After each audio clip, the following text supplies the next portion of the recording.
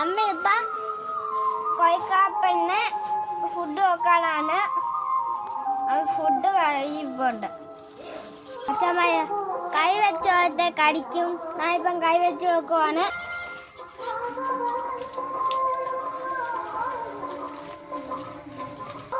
മച്ചമ്മയെ അന്നെ ശാഖന കണ്ടാണ് ഞാൻ ശാഖ ഉണ്ട്.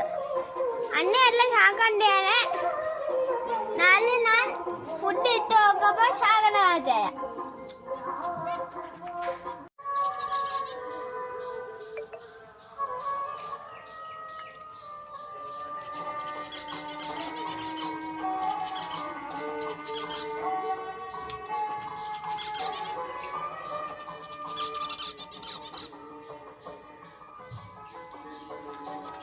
ठंड हो